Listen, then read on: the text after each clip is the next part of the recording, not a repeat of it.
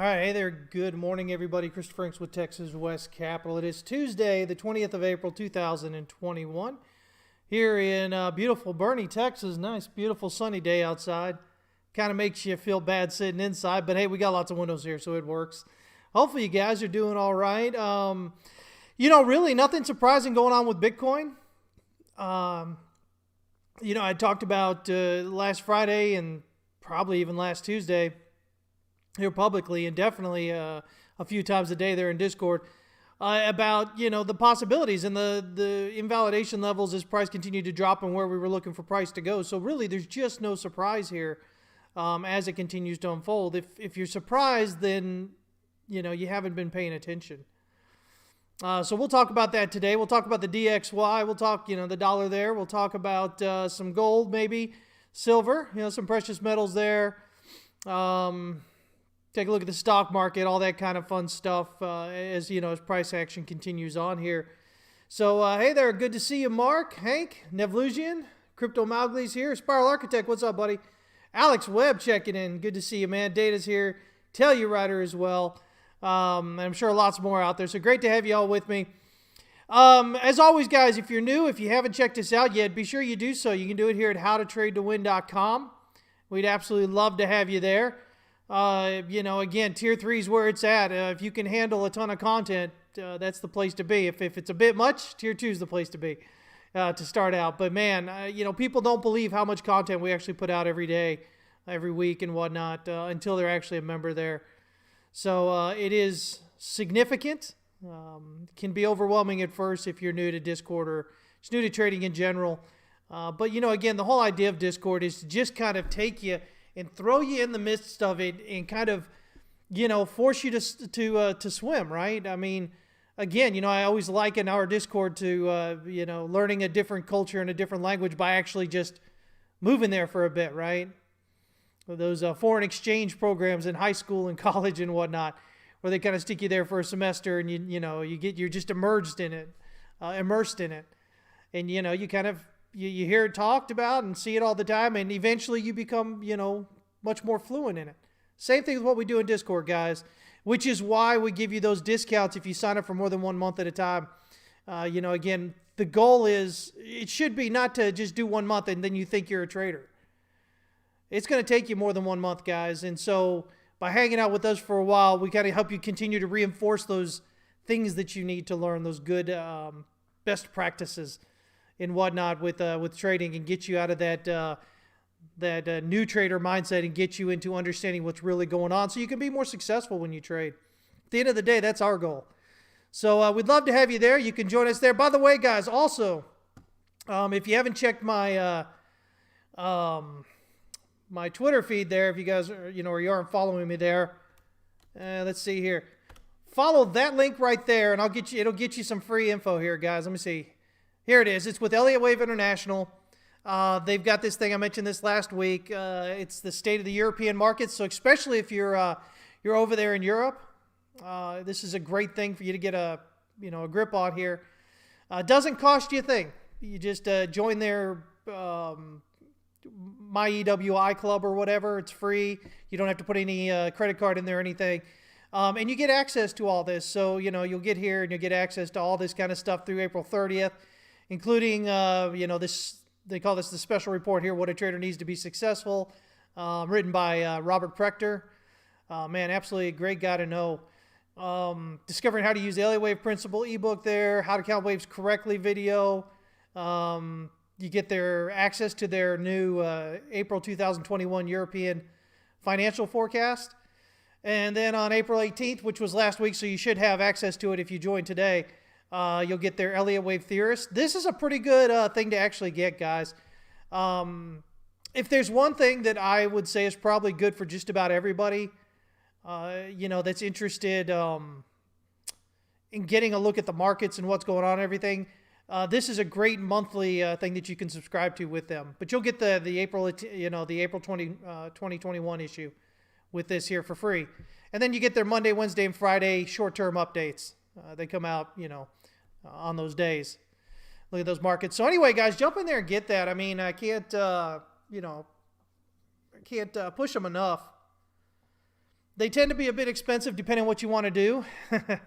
But like I said, if you're looking at everything they have there and you're like, man, what kind of things are really going to kind of make a difference to me understanding what's really going on in the markets, when this is over, it's probably something like this. Right here, the Elliott Wave Theorist, which comes out monthly. So, again, guys, I've gone and subscribed to a lot of their services over the past probably 2 years or so, just to get an understanding of what it is, because, I'm a big fan of Elliott Wave International. But anytime I'm letting you guys know about this, it's because I've likely tried it, and, it's something that I think is definitely worth looking in. Hey, it's free right here, so check it out. Anyway, all right. Let me see here. Let me see if I can find out. Anybody else joining in today so far? ARM, what's up, man? Good to see you. Chris Day checking in. What's up, buddy? Hey, I love to see when Chris Day checks in. I don't get to talk to him as much as we used to, but always good to see him checking in. Let me see here. Mark, you better articulated your question from Friday, man. You got to forgive me, man. I don't even know what the question was. My days all kind of run together. I'm always doing so much here. Let me see here. You guys are pretty funny. What's up, Brian? Good to see you, man. Let me see here. Okay, Mark's revised question. He says, if we should not trade, sell our investments, is there a time when the position is so in the profit that it becomes a point where it needs to be traded, theoretically speaking? Well, nothing ever needs to be traded. But one thing I'm going to continue to remind you guys about, it's this thing I say, if you talk to anybody who is emotionally tied to Bitcoin, and most people that are in the market unfortunately are, they're going to tell you just to hold forever, right? But let's be honest here, guys. Bitcoin is not going to become any world standard of currency or whatever.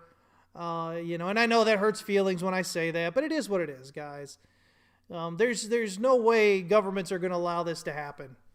Because what it does then is it makes their currencies less desirable, which means that their debt-based economies become much more difficult to continue to push higher, which means government loses control. You guys have to understand, man, regardless of what you want or what you think you want, at the end of the day, you have to understand things for the way they are. When it comes to the markets, I'm not one of those ones that says, just hold on forever. You've got to have an exit point somewhere, guys, whether it's a partial exit or something. Because at the end of the day, until you actually take that profit, you could say, oh, yeah, I'm making all this money and I'm worth all this money. You're worth that much on paper.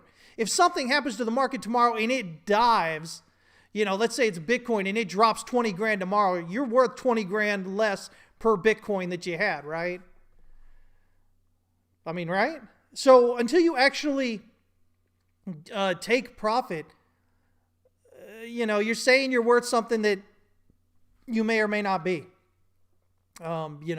Nobody ever lost money taking profits, guys. All right. One thing I often talk about is, especially if you're newer to trading and you get kind of, especially if you're new to trading, you get kind of lucky, and you make, maybe you double your money or something. There's no problem at all with taking out your initial investment. And guess what, guys? No matter what happens from then on, you're not going to lose any money that you had prior to coming in, because you just took back that money that you originally put in.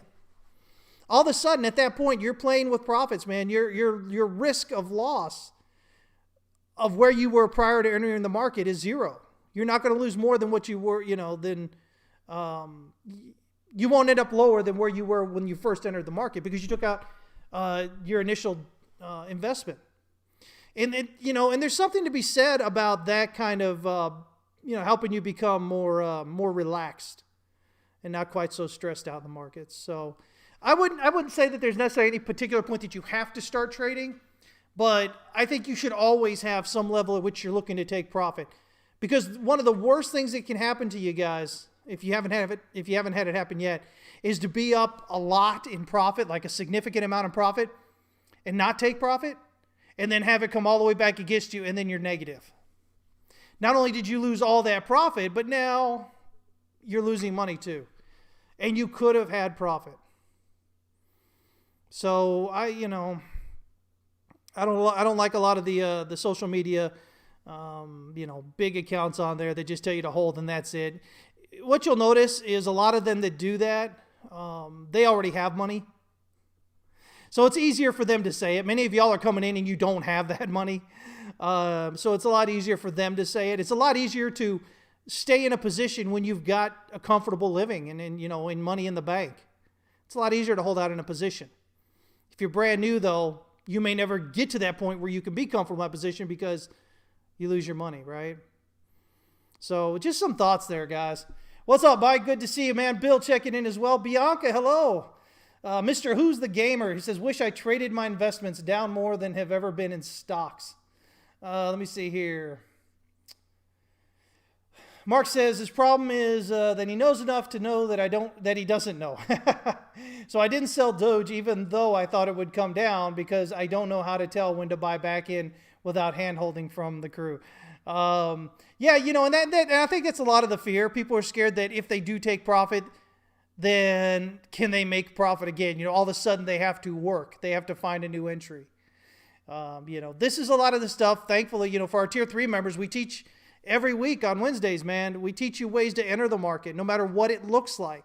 We give you different techniques with rules, so you don't have to go, oh, I don't know, should I enter or not? The rules say, listen, if this happens, then you enter here. Here's your stop loss. Here's your target. And so all of a sudden, as you're still learning, it helps you build that confidence because it's as long as you're following the risk management that we teach, you're fine. If it doesn't work out, you've lost so little, it's not even an issue. But these systems usually, turn out pretty well. So just some of the great stuff that we do there. Let me see here.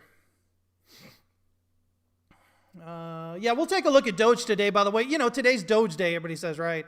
420, everybody's going to smoke a bowl or something. I don't know, guys. I don't know. Guys, I'll be honest with you. Again, I drank a lot in my younger days. I don't even drink anymore. I've never done drugs, never had the urge to do it. I don't know. For me, I come from that old school mentality where you cannot be as successful as you want to be if you're busy filling your brain with narcotics or alcohol constantly.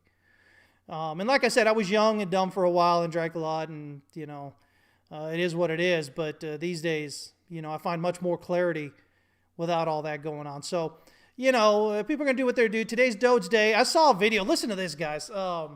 Man, oh man, where is my... Oh, Lord, guys, check this out. So you can come over to, TX West Capital. That's the my handle here on Twitter. And so this thing comes up. And dude here is talking about $100 Doge, not even $100 Doge, but $1,000 Doge. He says, man, listen, here's what's going to happen. He's like, if I'm right, and I think I'm right, man, Elon Musk is going to go on there. He's going to drop a good bit of money into Doge tomorrow, which is today, on Doge Day, and it's going to start sending it up, and then everybody's going to jump in, and next thing you know, we're going to be at $1,000. Yeah, no. That isn't going to happen, guys.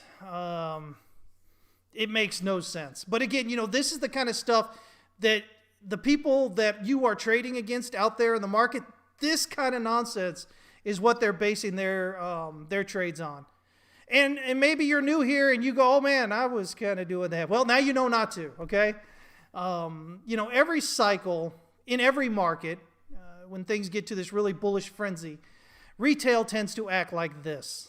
And they tend to have these pie-in-the-sky dreams, these ridiculous kind of targets, because to them, oh my God, nothing can go wrong. It's all going to go up, and they're spending their money in their head before they've made a cent. So, guys, if you want to hear them, come on over to my my Twitter page there and then check it out. But don't get your financial advice off TikTok. My gosh, guys, I think you guys know better, but man, if you don't, let that be your your understanding. Let that be your hint there. Don't be doing that. All right. Absolutely going to get you wrecked. Let me see here. me see. What's up, Onyx King? Good to see you, man. He says, I already took partial profits and booked a vacation with the family as well as set money aside for bills for the rest of the year. Feels pretty great. See, that's what it should be doing, guys. I think the problem is most traders come in and, they're in this area. And the only way they see it is when they're trading, they need to get to this area up here. And they ignore, all this in here is not acceptable between that. It's either here or here, right? The problem with that is you lose all that opportunity and all that money along the way. Like Onyx King did there. Set aside money to pay bills for the rest of the year, guys. Do you know how much stress that takes off you as a trader to have all your bills paid for the rest of the year? This is the kind of stuff we're talking about. This is what you should be doing. And even add a little vacation in there to get away a bit. I mean, geez. Gosh, guys, the mental side to what you do here as a trader is more important than anything else, yet it's mostly ignored. Traders don't understand. They'll sit there and stare at charts, 20 hours a day. They'll get away from their computer, and then they'll sit on their iPad or their phone when they're out. They're supposed to be out with friends having a good time, and they can't take their eyes off the stupid charts on the phone. Guys, if you're doing that, you are a slave to the charts. You are not going to be any better a trader watching the charts for 20 hours than watching for 8 hours in a day, okay? I promise you, you're not. You're just going to become worn out. You're going to become stressed out, and that's going to cause you to make emotional decisions, which is going to lose you money, period. You guys have to I keep telling you, you have to make time to get away from that nonsense, okay? You have to recharge. You have to reset. Then the charts, everything become a lot more clear, and you're not susceptible to making silly mistakes. All right? Take it for somebody who's been doing this a long time. Otherwise, well, life isn't going to be as much fun as you'd like it to be with that. Let me see here. Bianca says, studied the 1% rule video again today. Hope I understand it better from now on. And hey, Bianca, you're in there with us. You can always ask questions about it too. Because once you get it down, it is so essential to being a new trader. Because as a new trader, listen, guys, here's the thing. When you come in as a new trader, usually what you're thinking is, listen, I need to get into a stock, right, or a crypto, or a forex pair, or whatever, and you say, I want to get in here, and I need to do this. That's it, right? But as I've shown you before, most often it's not this right here that you get as a new trader. As a matter of fact, the only way you get that is if you get lucky, and heaven forbid that happens, because then you're going to lose all your money and more thinking you can do that again. Luck is not something you should be trading on, all right? This is the way it usually goes. Let me see here. Something like this here. So you start here and you lose money. Overall, you lose money. But as time works through and as you become more used to the market and you study more and you become more educated, hopefully the proper way in trading, you start to pare those losses. Your risk management really kicks in. And then you finally start making some profit, and you start making less errors and more profit, and you move up. Now this right here, unfortunately, most people coming in trading, they want to do this, they want to be experts today. This right here could take 6 months. It could take 3 years. Depends on the person. And I know you guys don't want to hear that. And many of you guys are probably going to turn it off right now and go to somebody else who will kiss your ear a bit and tell you the things you want to hear, blow into it a little bit, get you feeling all warm and fuzzy, right? And losing money. My goal here is so that you don't lose money, that you don't have to lose. But you're going to lose money as a trader, guys. It's not going to be every day, but you are going to lose money. I mean, you do not know. There is no guarantee where price is going to go. You don't know where it's going to go. You can make your best guess based on your education, your experience, stuff like that. But that's all it is a best guess, guys. All right? So that's why risk management is so important. Because it keeps you from getting to that point. It allows you to stay liquid while you're doing this, while you're learning. This is what's important. Now, when you get to the point where you're being consistently profitable and you've pared your losses real well, you can add a little more risk into your trading. But if you're a new trader, that 1% rule is a must. It is an absolute must. Otherwise, you're going to lose all your money, guys. I'm telling you, it's just the way it is, all right? So yeah, that's why I'm so big on risk management there, guys. A lot of people that go out there, they try and tell you, okay, here's how we can get our wins up over 50%. Your wins don't have to be over 50%. Your wins could be 25 or 30%. You could make 25 winning trades out of 100. You could have 75 losing trades and still live exceptionally comfortably. It's true, with good risk management. All right? With not entering a trade just because there's a chance. With waiting for a higher confidence trade to happen. Not every day is a tradable day. Not every week is a tradable week. So you want to be ready for when it is so you can make that money, right? Let's see here. Hey there, Carol. Good to see you, buddy. Let me see. Michael, hello, sir. He says, hi, Chris. That's exactly what I did. Sold my Bitcoin at the end of December 20. Kick me. Then took my seed money out and put the house money back in Ethereum. Doubled profit in 4 months. Yeah. So there's always a possibility there, guys. But here's the thing. If you're in profit and you take profit, that's the first thing you should be concerned about. You shouldn't be concerned about becoming a multimillionaire next week or something. You need to learn how to recognize when you should be taking profit along the way, even if it's just partial profit. Because again, I'm going to tell you guys, the worst feeling in the world is when you're well in profit and it drops back down and then it goes and all of a sudden you're in a loss. It's bad enough when you're in a loss, but when you're significantly in profit and then you don't take profit and then you go into a loss, I mean, it hurts. It sucks. And that usually ends up making people emotional. And then they go in and they try to do things that they shouldn't be doing. They try to enter trades they shouldn't be entering. And next thing you know, they're losing even more. This is the reality of being a retail trader, guys, until you really learn how. So these are the things that you want to avoid along the way, all right? Chris Day says he held and lost so much before coming to TWC. We know, we love you here, buddy. I really need to delete TikTok, Crypto says. Crypto Mowgli. Yeah, I got that. You'll notice that I just copied that from somebody else's timeline there. Shared it from somebody else's timeline. I told you guys I finally kind of got it the other day, created an account just to kind of look in there and see what this TikTok, this financial TikTok area was all like. And oh my gosh, it's a bunch of that, really. But you've got to understand, guys, this is what retail's coming in doing right now. It really is. I've got friends who are not traders, who I haven't talked to in years. I've seen their posts like on some social media somewhere talking about DOGE Day today. And listen, this isn't financial advice, guys. This is what they're saying. This isn't financial advice, but tomorrow's DOGE Day, and Elon Musk is a real big fan. And so, man, you can potentially make a lot of money tomorrow. That's kind of what's going on, and it's disheartening for me to see friends that are doing that, but, it is what it is, right? Let me see here. We got to catch up with you guys here.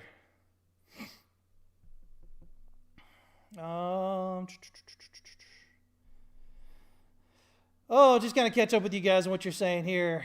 Bianca, you're welcome, and I'm glad you're learning. That's what it's all about. That's what it's all about. ARM says no plans of ever touching TikTok. Yeah, exactly, right? Is that Petrit?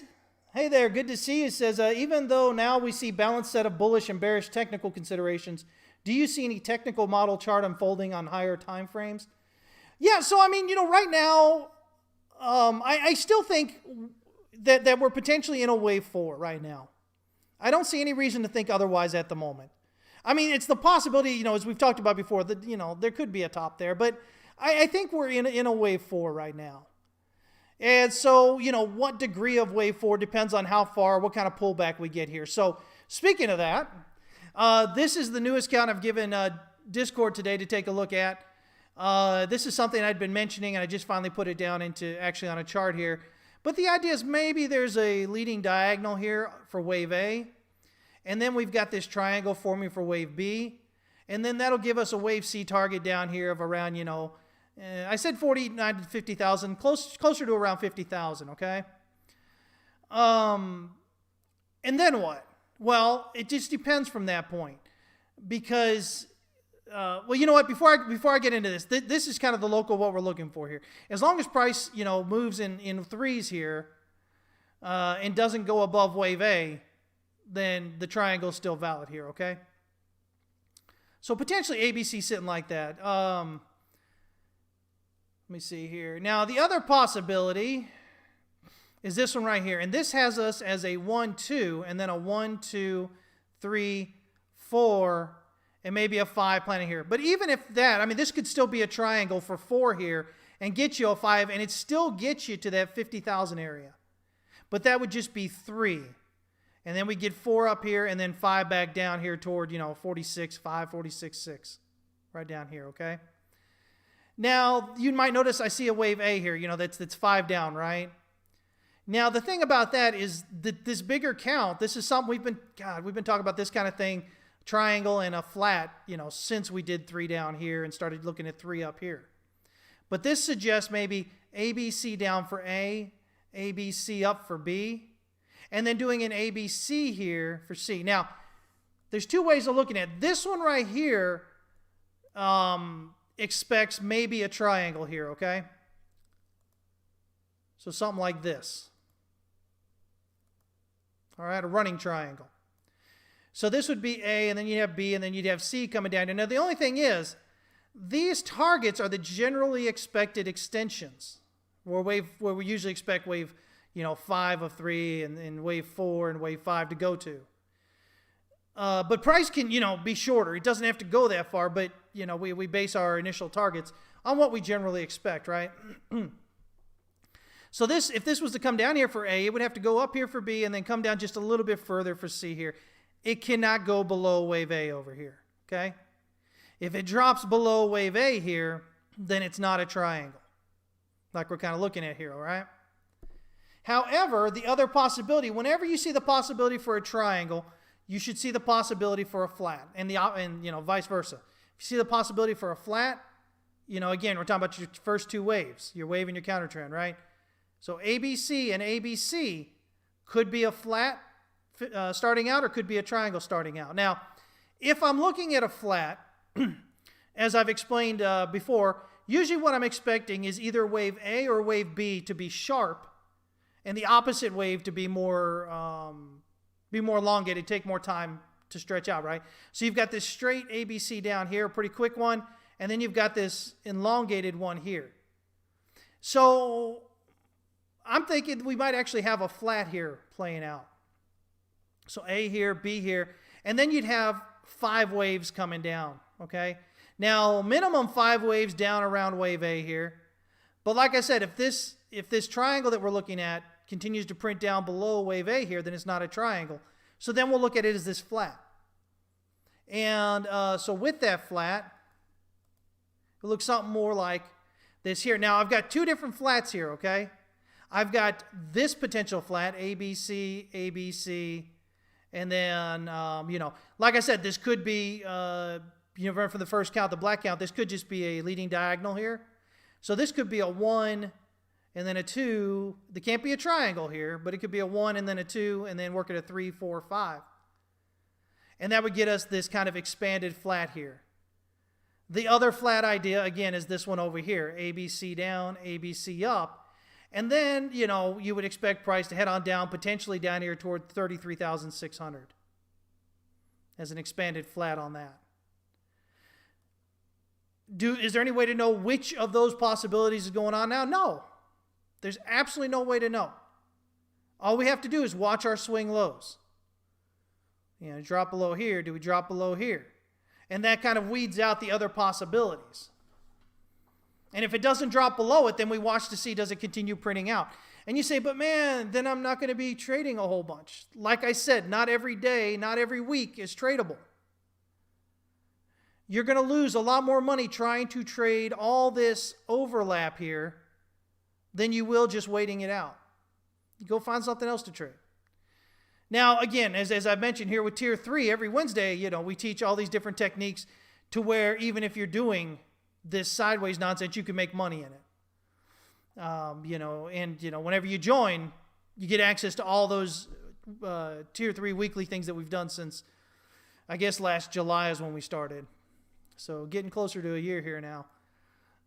But, again, well over 70 hours of educational material there on the site, guys, with us.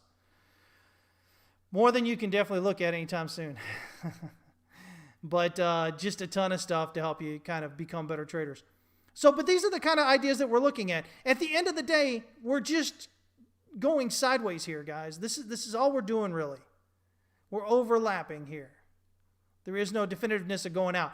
Now, there is this other possibility, something else we kind of talked about before, and we've had some great members in Discord who have mentioned this. I've seen them mention this in the Bitcoin channel there, is the possibility that maybe this is a 3, this is a 4, and then we have a 1, 2, 3, 4, 5 as an ending diagonal. So it goes A, B, C is 1, 2, A, B, C is 3, 4, A, B, C is 5. And so, again, in that point, have this kind of ending diagonal here. And, in support of that possibility, you have a strong drop out of this wedge, which is what you would expect in a wedge, because everything's consolidating closer and closer here. This mimics that thing that I was doing for you, that I showed you guys there, where I kind of did, where I was doing this here, remember? And then I, just copied and pasted it back here,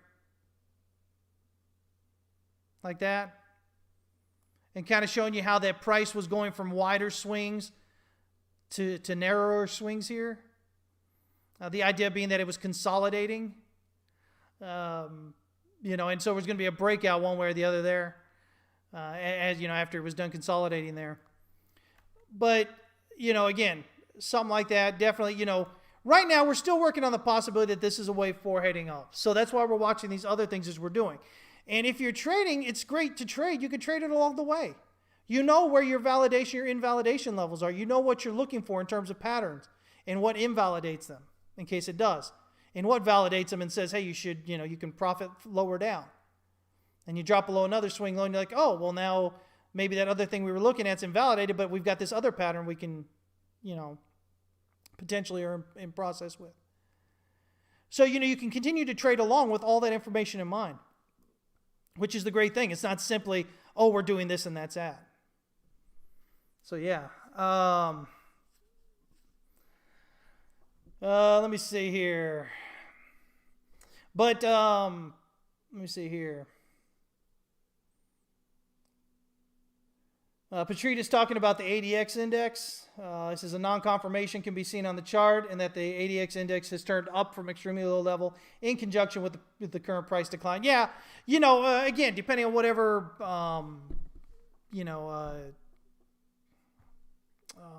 indicators you're using, different things may be said. If we zoom out here and we look here, so we've got right here, we've got this, we had this bearish divergence right here, which led to this drop. And now we've got this bearish divergence from these two here, which led to this drop, right? Which kind of signaled this drop was probably coming in. Now our daily Stochh RSI, as you can see here, is just about bottomed out and oversold. But it's the daily, so we consider it oversold for a while. Again, you've got the volume spike here coming off that there. You don't have a lot of volume coming to the top, a little bit of an increase in volume, but nothing really significant. Your volume's coming in right here, which could signal that you've got, it does signal that you've got demand showing up here, which makes sense. It's this area that I've got in green here. This area of support and resistance here coming across. You see that? Support right here, resistance, resistance, support, support, support again. So it makes sense that demand's going to show up there. Now, the question is there enough demand there to keep it from falling further? And that's what we have to watch out right now.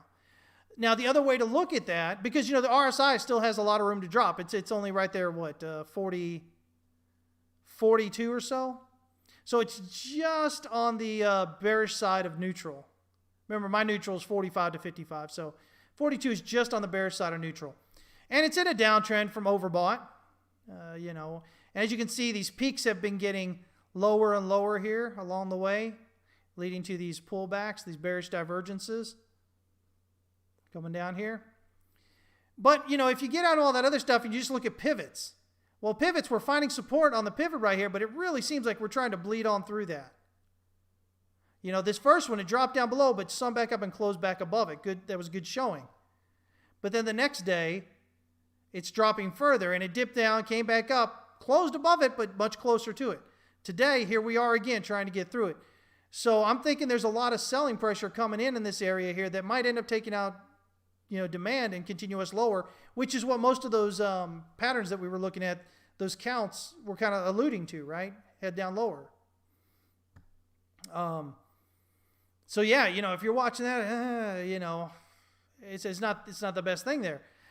You know, if you're falling through this area right here, you've got this resistance support right there around 42, 43,000. That wouldn't be a good sign. You know, you're going to fall further likely with that as well. But, you know, as we're coming down here, if we're looking at big levels that we could follow, I mean, I'm looking at this swing low right here at 50,436.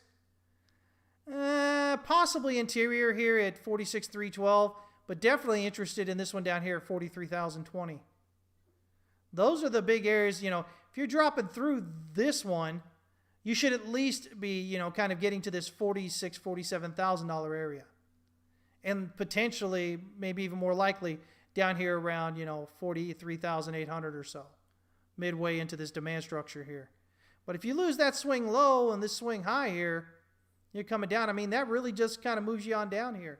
The pivots, from a pivot standpoint, again, if you're closing below the pivot here, and then you have to kind of get below this swing low. I mean, S1 is you know, your initial target, but potentially you're going to hit S2, and the S2 makes a lot of sense because once you lose this high volume node here, which is S1 is just above, you should be looking at this node here. And the strongest part of this node is actually down here at the S3, which is close to that $32,000, $33,000 level. And you'll remember, maybe you'll remember, from my count over here, let's see, was the red one? No. Talking about, oh, that's right, the red one. If this is ABC down for A and ABC up for B, we'd have 5 waves coming down here toward this 33.6 kind of area down here, which is pretty close to that. So, you know, you're finding some kind of confluence in all these different ways of looking at it. Nothing here screams that it's going up. I think your best argument for potentially going up is this daily candle right here. But again, this bleed through that's coming through here doesn't give me a whole lot of hope at the moment. So, you know, because you got to see it pop up and get above there. So, give me a minute here, guys. Sorry. All right. Let's see here.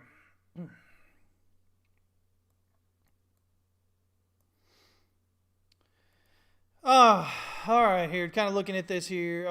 So how does this play out with the dollar? Because you guys, you got to watch the dollar, right? Because everything's kind of denominated in dollars.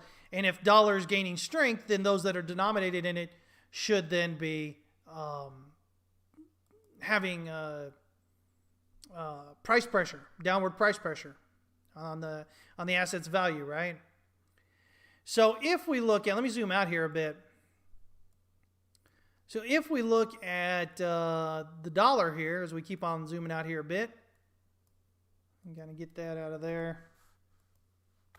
All right. You know, again, I'm going with this idea because this seems to fit with a lot of the pairs that make up. A lot of times I think people are just looking at DXY and they have no idea how it's put together, how it's weighted, you know, where the values come from. So they don't look at things like the Euro USD. They don't look at the USD yen. They don't look at the cable USD. They don't look at, you know, USD Swissy, anything like that. You know, all these components of the DXY. But if you look at them, you'll notice that they're all kind of doing this thing. They're all kind of doing, except theirs were the opposite. You know, theirs was this leading diagonal reversal, you know, drop. Whereas the DXY, of course, the dollar has it heading up here. So with this, you can see that, again, possibly leading diagonal here. The count coming down, I've got this A, B, and then 1, 2, 3, 4, and it looks like potentially 5 here just above the 61.8. So it would be a solid wave 2, right? But as always, you need to get initially above this wave 4 here, this first wave 4 of wave C, which just so happens to be, the 4-hour pivot there. So if price advances above that 4-hour pivot, that's your first clue that the bottom is probably in here. You want to see continued advance above wave B, because then that says this is a 1, 2, 3 here, or an ABC, to add a lot of confidence to your count. And so if this is the bottom here, that gives us this minimum wave 3 up here. Let me see, where is it at? I thought I had it up there. Oh, wait, yeah, maybe I do. Way up there, yes. So if this is a 1, 2 here, and that gives us a minimum wave 3 up here at 98.67. And that gets us above this wave 4 here at 94.741 or 742, where we're trying to get above. We've got to really get above that. Once we get above that, just like this local getting above that wave 4, getting above this larger wave 4 should tell us that this is the bottom here.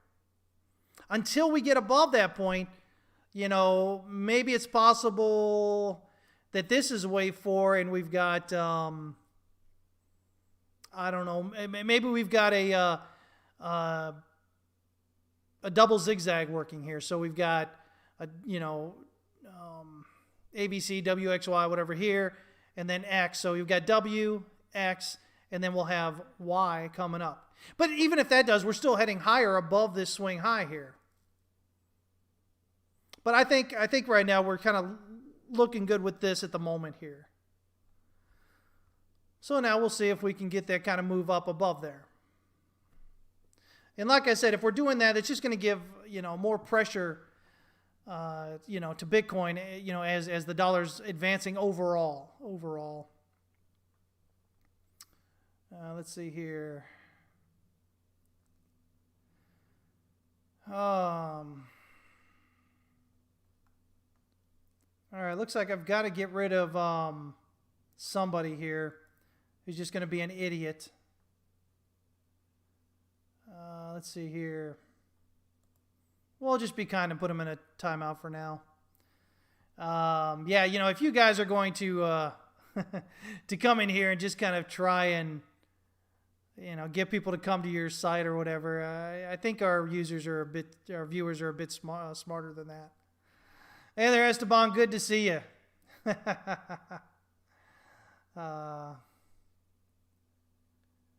Let me see here. Philip, what's up? He says, yep, this price action over the last 36 hours is pretty weak. Feels like another test down. Yeah, I think we do. with Bitcoin. I think we got a little bit further down. At least. At least this pullback here has allowed us to kind of find a more likely count here with everything else, with Ethereum, with Litecoin and all that.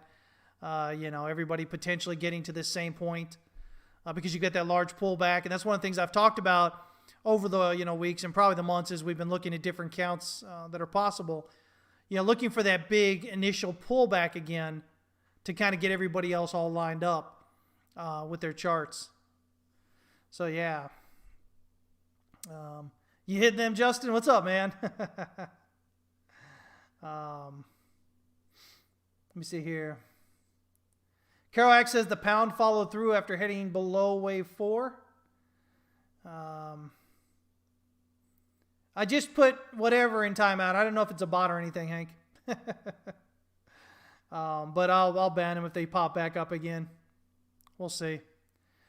But anyway, yeah, so, again, looking at this kind of thing going out. Now, what does this mean? Well, it means that if the dollar's going to go up, even more so than maybe Bitcoin, things like gold and silver should continue their downtrend.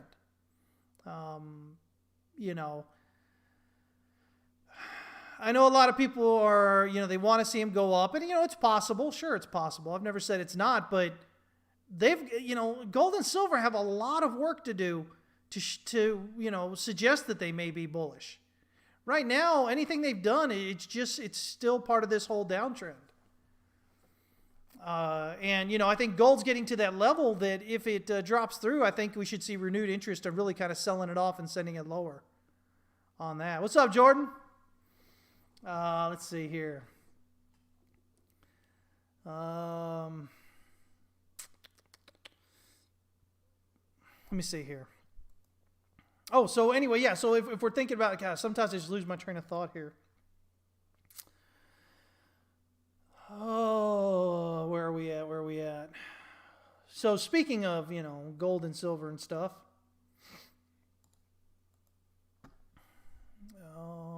Well, here's the Dow. We can look at the Dow here real quick. We'll look at stocks real quick here first.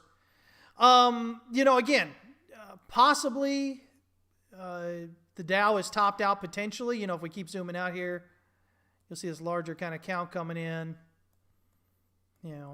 all the way down here. I've got a 4 down here in March of last year. And then we've got this 1, 2, 3, 4, and potentially 5th wave finishing out here. But, again, as always, you've got to get through certain levels. So the first thing you want to get through is that wave 4 here. So you're kind of looking at getting below this. You got 3 here, you got a 4 on this pullback. So you're really kind of getting to get below this level here at 33,545.80.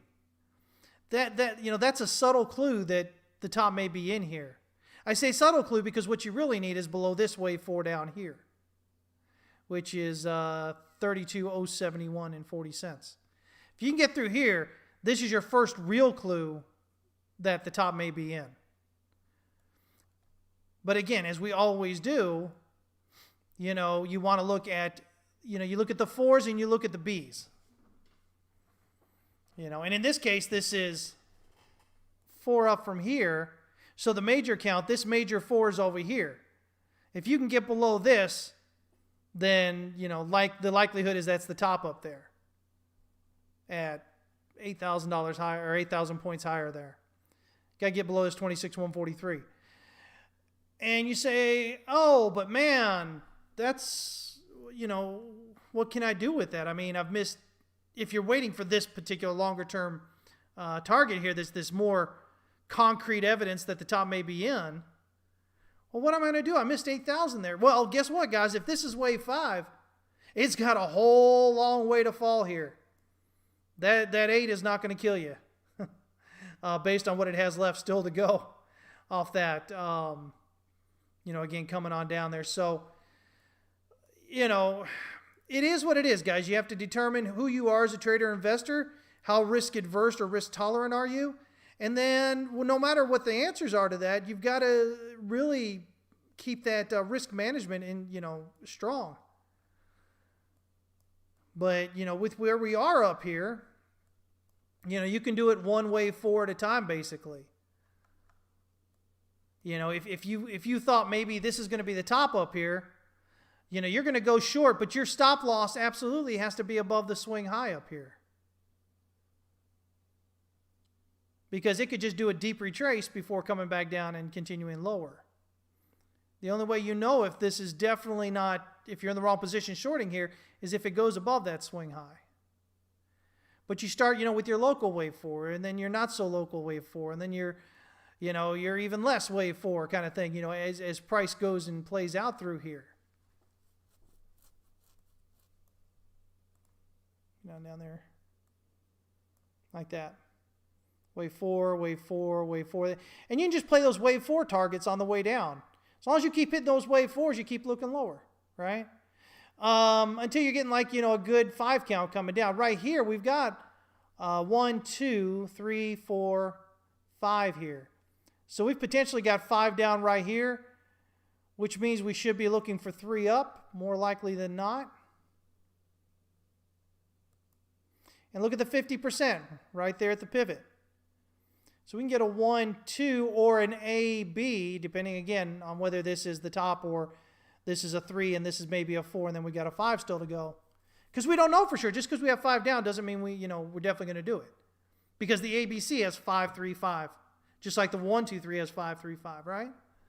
But what we know is We can long up toward the pivot potentially, with the stop loss right here below the swing low, just in case this isn't the actual bottom. Maybe, there's some subdivision going on. Because again, this could be 1, 2, and then 1, 2, 3, 4, 5 gives us a 3, 4, and then a 5.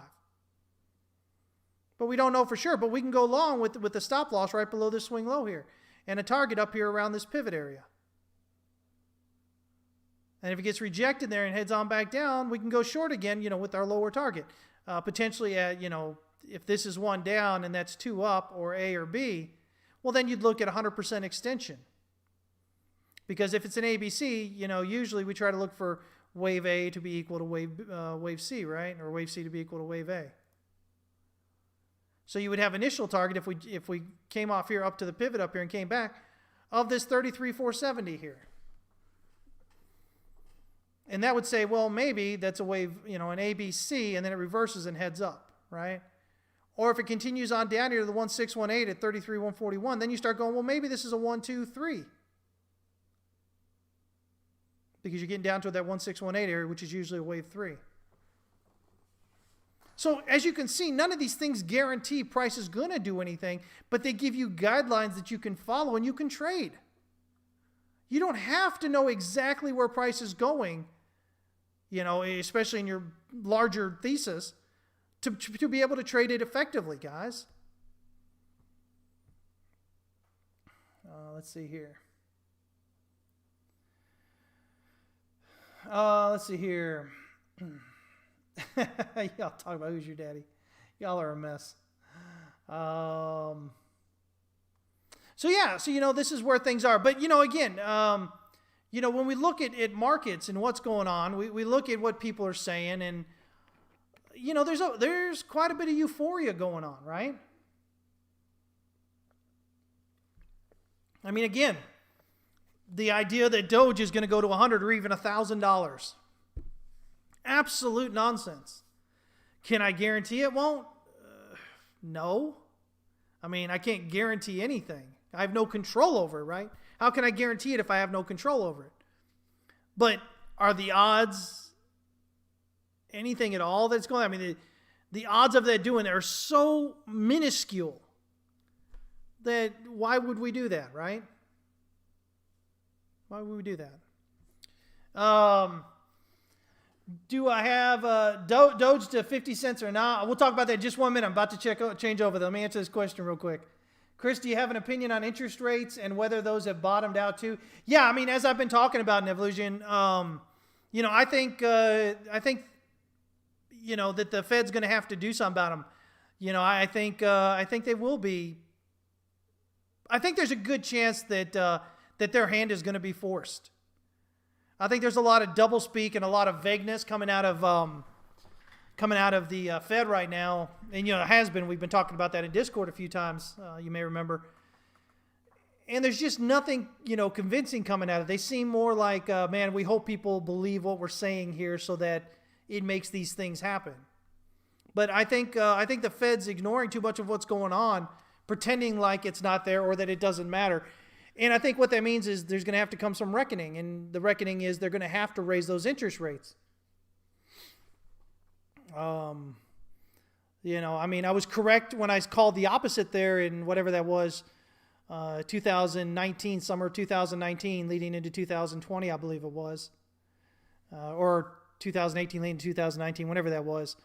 Where they were talking about they were going to have those 5 extra hikes. And I said, no, this was it. I said, not only not going to have the hikes, but by next year, they're going to be, dropping the rates, and they did. And I think, they're going to have to raise rates here. But that harms them in what they're trying to do. Because if you're raising rates, that makes it more difficult to get loans, right? That makes loans more expensive, which means less people are going to get loans. But they need people to get these loans now to help pull everything up out of the pandemic numbers, right? What are they going to do? It's kind of like a catch-22. They're kind of stuck there, right? So yeah, it's not a good situation for the Fed to be in. That's why you see them trying to manipulate that, the yield curve so much. They're trying to put downward pressure on the long-term interest rates by buying up all these treasuries right now. And then, they don't have to sell them out into the market. So if they just hold them, again, it makes less available out there, which, again, however, whether they're sending them out or bringing them in, that lowers the amount of treasuries that are available to be bought, which affects, yields, right? Pricings, whatnot. Again, the Fed's just in there manipulating interest rates, guys. And the big problem with that is, as a business owner, I have trouble effectively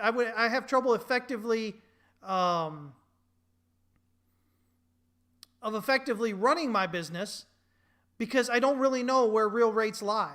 As far as with the Fed in there kind of manipulating the interest rates, right? I mean, if the market's saying no, interest rates should not be at 0.25%, that they should be at 3%. That's a lot. If the Fed's in there holding them down against what the market wants it to do, well, then I might be tempted to take out a loan and expand my business because of those lower rates. But if the Fed's got it wrong, that's going to come back and bite me in the butt. So that risk distortion is very detrimental to the economy and how the business go. It isn't as easy as, there's all this money and whatever, guys. How do I effectively run a business if I can't even understand what the interest rate should be, right? But that's what it does. And so in doing that, and all this COVID money that's come out over the last year for businesses, it conditions people to think that the government's always going to be there to do this, and they're not going to let anything die. And so we'll just go put all this money in these zombie companies, which shouldn't be getting any money at all. They should be dying off, but instead the Fed's propping them up, keeping them alive. And what happened, so everybody goes and puts their money in it, but eventually the Fed's going to let it go. They're not going to be able to continue to keep it going forever. And when they let it go, everybody's going to get caught, lose money on that. So yeah,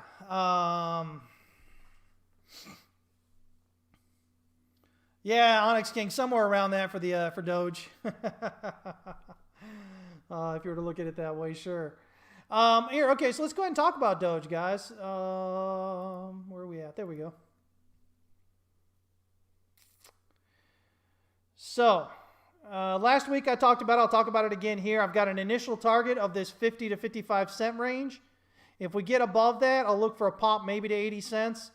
But if I'm zooming out here, this here's on the daily, that should give us 5 up. And so, it does give the possibility of some further upside. I need to pull up a different chart because this is just Bittrex, which only starts over here in 18. I don't know. That's fine for right now. So, things that could happen here. After, if this is 5 up here, then after you can get 3 down really low and then 5 up just above, where it doesn't go significantly higher. These are the possibilities I think that we're kind of looking at here right now from where we're at.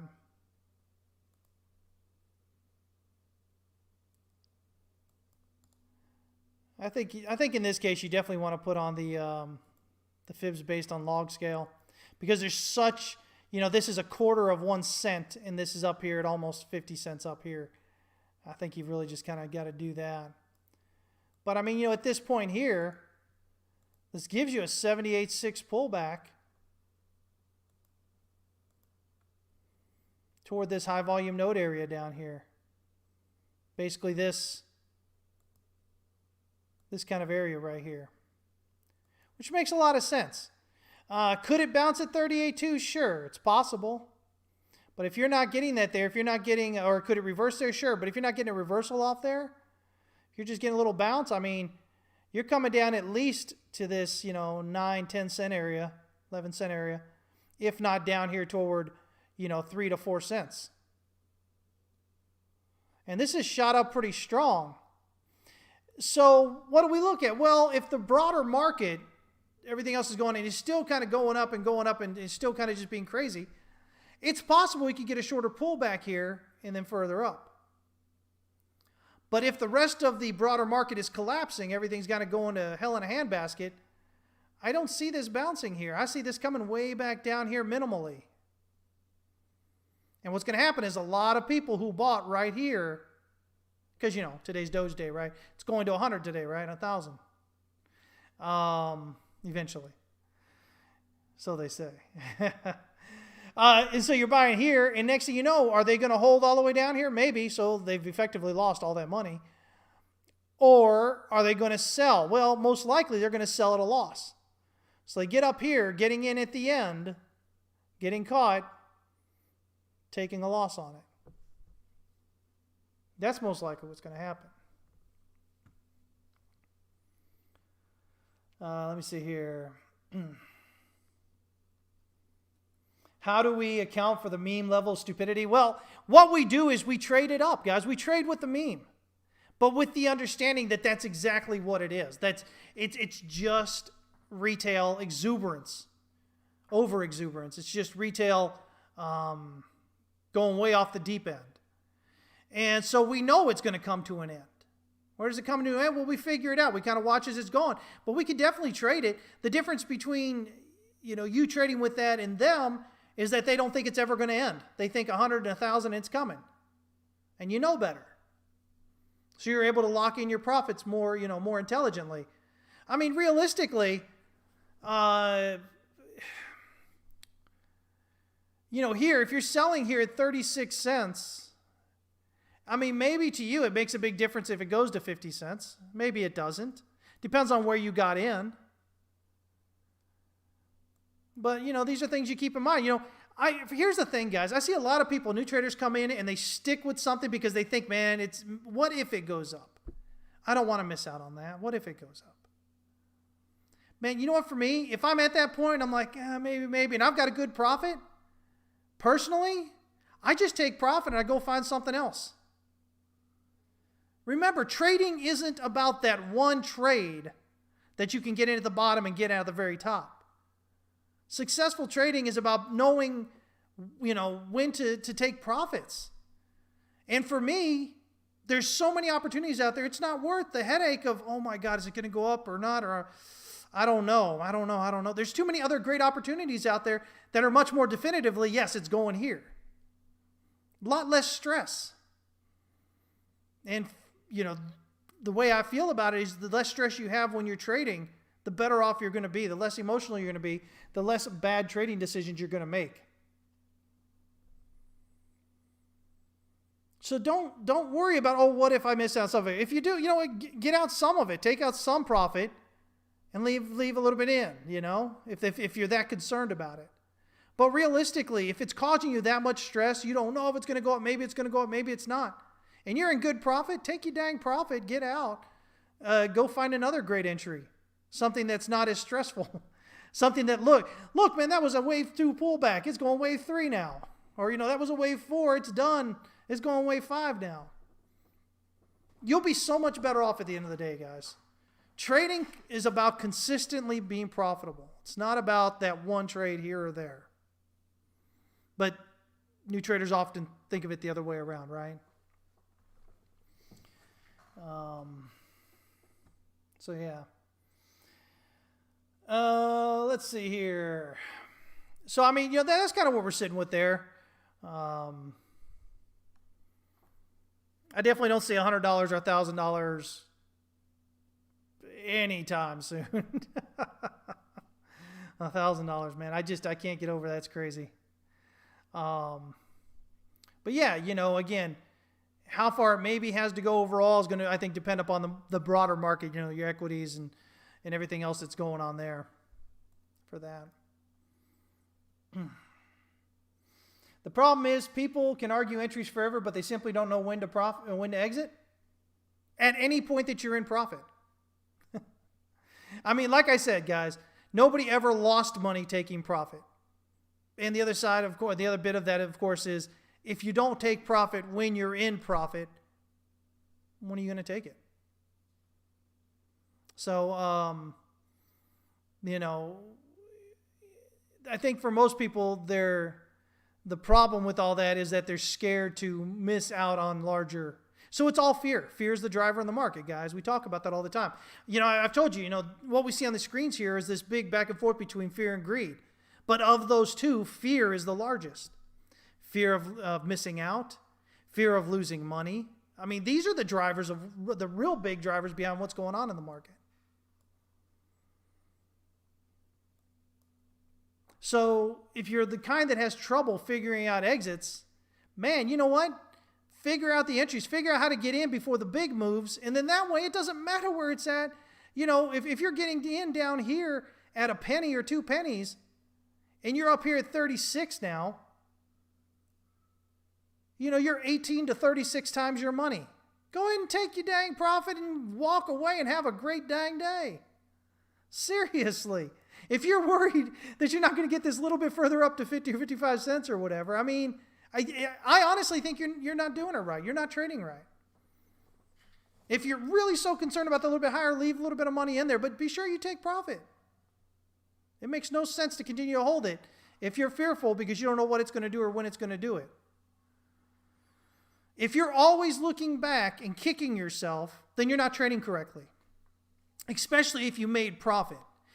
I guess what I should say is, if you're looking back and kicking yourself after you've made profit and you're doing this all the time, you're not trading correctly. And what I mean by that is not that you're wrong for taking profit, but you're wrong to be looking back and kicking yourself for taking profit and making money. Until you actually take profit, guys, there is no guarantee that you've made that profit. In a heartbeat, things change. You guys see that, especially in crypto. In a heartbeat. You can go from huge profits to underwater in a matter of minutes. Most traders don't figure that out, though. They never get to that point to understand that. Let me see here. Mark, you said you're the exact fear case I'm speaking about. Yeah. Most traders are. Most especially newer traders. Yeah. It is that fear that, again, it's either the fear of missing out or it's the fear of losing money. Either way, it's fear. And just like in life, in the markets, if you're allowing fear to control you, then it's not going to be an enjoyable experience. Life is the same way. If you're fearful about every little thing out there, what the heck are you doing with life? Life's meant to be lived. You minimize your risk in the best way that you can, but you continue to go out and live. Same way with the markets, guys.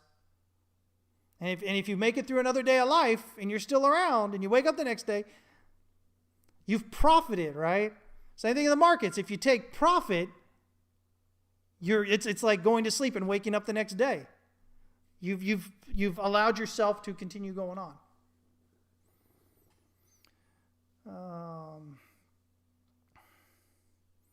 Nick, what's up? My Wave 5 projection? No, it's between 50 and 55 cents. That's my initial target there. If it happens to go above that impulsively, we may look at potentially 80 cents. But the drawback on that, the pullback should at least get you down here toward this 5 cents area here. Because other than that, you have nothing here supporting price. This is a free fall here. And so what's going to happen is, if it gets up here, say to this 50 to 55 cents, and then it gets rejected, and that completes your Wave 5, people are going to continue to hold because they're thinking $1, $10, $100, $1,000. And then they're going to see this potential 50 cent drop right down to 5 cents here. 6 cents, 10 cents, whatever. They're going to see it just get wiped out on that drop there. And maybe even lower down here. Depending, again, what the broader markets are doing. And then they're going to be kicking themselves because they didn't take profit, and they should have, because they were being greedy. So, yeah. Being alive is the profit, Mr. Lamb. The alternative to being alive is being, well, not alive, right? And if you're not alive, you don't have all the opportunity you have of being alive, right? So just waking up the next day is significant in and of itself, I believe. You know, people are like, oh, why am I on this earth? You know, what's my purpose? Your purpose is to learn and grow. Your purpose is to make the best of the situation that you have. And in doing so, maybe becoming an inspiration to others. If that's not a good enough purpose for you, you need to reevaluate. People want to have these grand reasons for being alive. What if being alive is just, what if the purpose of being alive is just to see if you can continue to stay alive? That's significant. Most people will play that off, though. Life's too short, guys. There's too much opportunity in too many areas of life to sit here and just kind of wallow in whatever is going on in the moment. Things pass, days pass, you know, experiences pass. They all do. They lead on further. Let's see here. They all make you happy, Mark. That's a good thing, man. Lamb says, he says, I know what my purpose is, to inhale and exhale daily. Yeah, you don't want to stop doing that. That's you know, yeah. Bianca is quoting here. She says, the secret of life is enjoying the passage of time. It's old but still valid. Man, I love that. That's exactly it. That's exactly what I'm saying. It's the ideal that you're alive. Why cannot the fact that you are alive be the reason for being alive? Because as long as you're alive, you continue to have opportunity to grow, to experience things. I know this generation here, man, everybody's stuck in their phones and whatnot. You know, they're stuck. They can't get out of their own way. You know, when they're with people, they're not really with them. They're not in the moment. They're on the phones. They're on the stupid social media. That's not experiencing life. If you're doing that, I don't believe you're doing what you should be doing with life. Life's meant to be lived. And I don't know how we got off on all that, guys, so sorry about that. Telluride Writer says, I have no idea what my destination is, but first thing I think of every day is how grateful I am to have another day of journey. Man, that's it. That really is it. And honestly, guys, the sooner you figure that out, I think honestly, guys, I think the easier trading becomes. Because all of a sudden, it isn't about getting as rich as possible overnight. It's about the experience, about this whole thing. It's about the learning and the growing and the getting to where you want to get to. But understanding that doesn't happen overnight. And as long as you understand that things don't happen overnight, it allows you to sit back and actually enjoy that process, that journey, as Telluride Writer said. It's all about the process, guys. Life. It's all about the process. But anyway,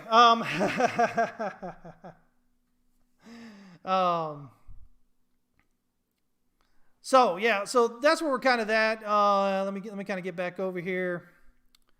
So, again, this is where we're at here. Does this look like distribution here? If I'm looking at the daily here,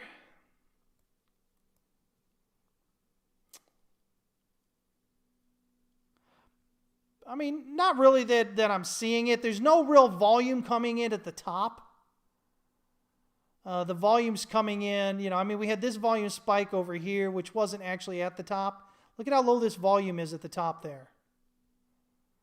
Usually with distribution, you want to see the volume spikes kick in at the top. Again, the volume here is still coming down. Price is rising there. We have this bit of volume, but again, that's this right here. It's not this up here. And there's a bit of local spike of volume here. With these two candles, this one that pushes up and then the very top one there, but we would have to see this play out a lot further to see if it's distribution. There's nothing in here to me that's necessarily screaming distribution.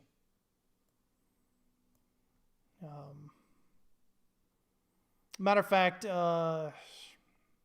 Yeah, no, nothing really here on the daily anyway. You're just getting no real volume at the top, and that's what you want to see. You get your volume here, at the bottom. You get the spike here at the bottom. Demand coming in, pushing it back up. But you don't have that supply coming in and continuing to come in. Now, if this continues to go down here and we see volume continuing to expand and larger candle spreads, okay, then we can entertain the idea of maybe this is more distributive, but it's not going to be anytime soon that you're going to see it. It's going to be a process. And if you're looking at a top, the reality of it is, guys, you're talking about the move off here. You're talking about distribution off this low here. It shouldn't happen overnight necessarily. Even if there was a blow off top, it'd pull back and there would be a redistribution area that would be more played out. That would take a while. Because you have all this profit here from basically, 3,500, 4,000, depending on what exchange you're on, up here to, 64,000. It's going to take a while to, get that pushed out of there. Now, if we're looking at the weekly here, we've got just a bunch of dojis and whatnot here. That's interesting. I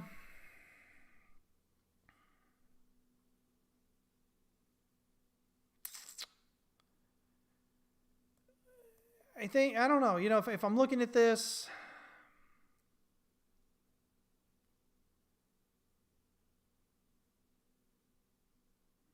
I'm interested in this range right here on the weekly. Because you got a bit of a change of character here. And you get this strong move back up. And you have this strong drop down. So, I could see potentially some sort of...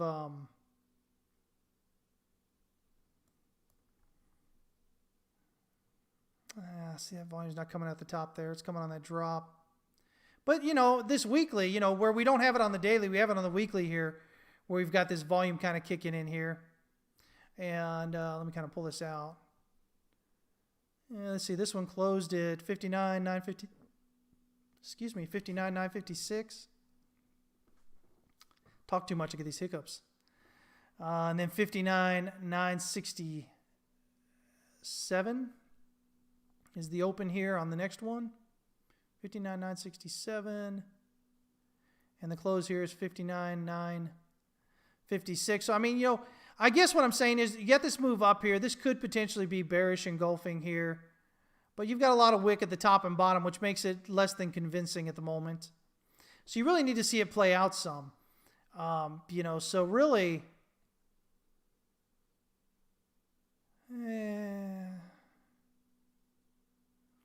kind of this area here I'm really kind of interested in. Right there. I'm interested to see how this plays out more before we decide, if this is going to be distributive or not here. But it should, it shouldn't happen overnight. Again, with that big move up there from it. Let me see here. What's going on, Fiat? Good to see you. Bill mentioned somebody's mama once said life was like a box of chocolates. So yeah. So we'll see how this plays out here.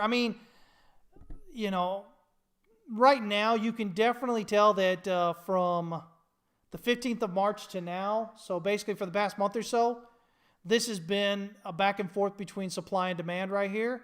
You can tell by all the very small candle spreads, the wicks, the long wicks, the dojis.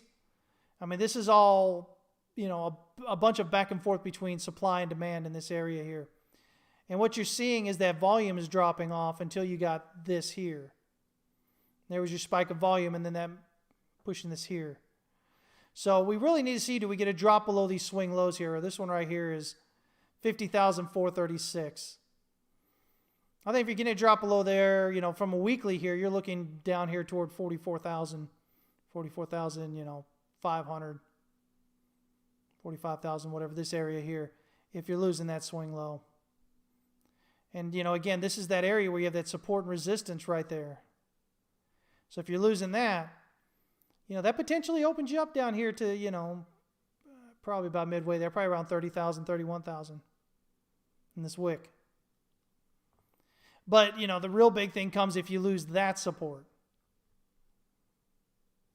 Then, your only real other thing there is this right here. This all-time high right here. And you got this here, the pullback and the pop through. You're going to want to hope that holds. Because, there's not a lot under that then. And so pivots, become, if you're losing this, these range lows over here in those upper 20s, I mean, you should be looking at getting down here around 21 to 19 and a half. You should necessarily be looking at that. And if you lose that, you should be looking down here at 12,170 or so. And remember, these are weekly pivots, so these pivots are going to stick through the end of the year. Now, the same thing, if you're getting above this swing high here, that takes you above the R3 pivot, and most of the time when that happens, you're running all the pivots. So you're looking almost 100,000 there, maybe even a little bit above it hits that 100,000. So right now it's just ranging right here. And it's just started this range here on the weekly, so we'll see how it plays out. But you're going to want to watch these range, the swing low and the swing high here, these ranges. Swing low of this range, pivot, all-time high area, previously 2017. S1 on the weekly there. That's what I'd look at it. You wish you had a sidebar with the line-by-line code running in my head when I'm looking at a blank chart? Oh, man, I don't know if you want to know what's going in my head. Yeah, Hank says it'd be nice to have a red month so we have a new base to build on. Yeah, we don't really have anything like that, even on the monthlies here. Our last down month was over here in September of last year, guys. And we've continued up through there now. But again, I want to bring you back to things we've talked about. Back here in January, we had that large upper wick. February, large upper wick. Yeah, we made it up there in March. And even just a tad bit higher here in April, but, you can see how that's, you had supply come in. Supply appears to be coming in now. Not that it's maybe huge amounts of supply, but that in relation to the demand there. So it's more of demand kind of weakening as it's going up here. You see this dropping off here? Rather than supply coming in and shoving it down. Supply is coming in relatively warm, relatively hot coming in, but overall, definitely giving it's definitely more of demand becoming exhausted on this. Just continual moves up here, guys. 1, 2, 3, 4, 5, 6. 1, 2, 3, 4, 5. Yeah, 6 months of demand here consistently. Maybe even 7, depending on how this month turns out. Here 1, 2, 3, 4, 5, and a pullback. Smaller here, but even here, 1, 2, 3, 4, pullback. I don't know that I've got... I don't have one. Let me kind of pull one up here. Let's see here. Oh, man, I can't even remember what it's called now.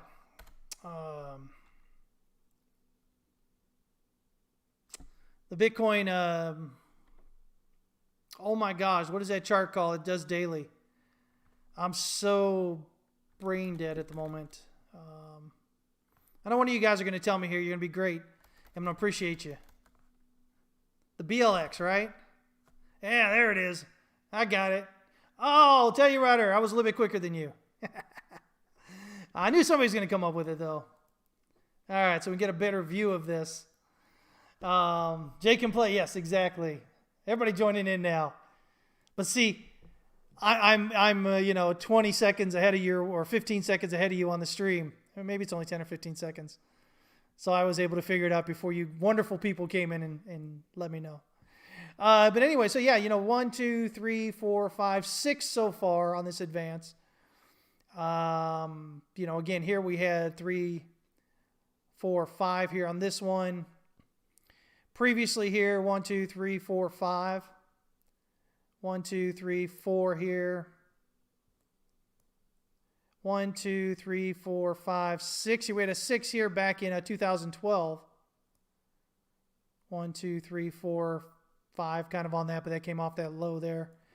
So, again, it's at that normal area where we'd normally expect, a pullback month at least. Doesn't mean it has to be over with yet, but, it does mean that we're, potentially in that area where we're going to see some bit of pullback. And, again, guys, as you remember, last month I was talking about price potentially going sideways through April and maybe even May, right? So, again, this isn't surprising, right? So, yeah. Hank says he would take the 2012 retrace and follow up. Oh, I don't think any of us would be too upset about that, Ryan. Oh, you said 20. You said this one right here, I guess, maybe, right? Nope. Talk about this one? Or maybe you mean this right here.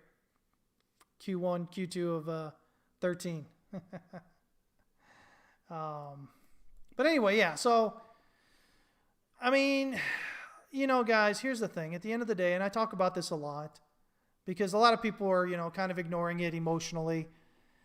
But you have to remember, these big guys that come in, they play differently than you. They've got a lot more wealth. They've got a lot more experience many times. And that experience, however, doesn't necessarily mean that they're going to be right. Remember, a lot of big players lose as well. Archegos, think about that. Melvin Capital, these are these stock guys, right? Same thing happens, guys. Just because they have a lot of money doesn't mean that they're doing anything correctly. Always remember that. And the other side of that is even if they are normally pretty good here, everybody expects these guys to just, hold no matter what, right? Because some of them get out there and say they're going to, Michael Saylor, right? But most of them are not going to do that, guys. And what does that mean? That means all of a sudden there's a ton of supply that could possibly hit the market. So you've got to be careful. You absolutely have to be careful. I mean, I can't say that enough, guys. And me saying that isn't being bearish. Me saying that isn't being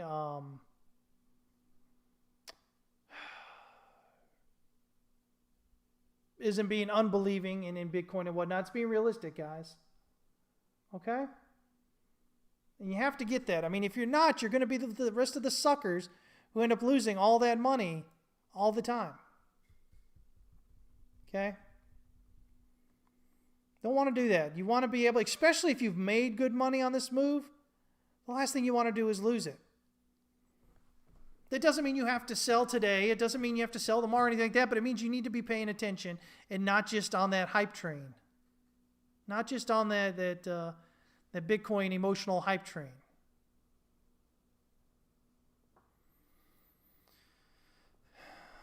So,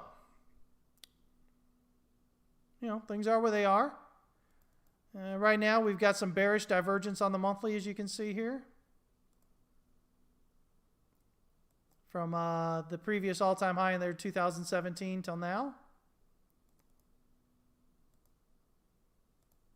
Got to take that off there and pop it in.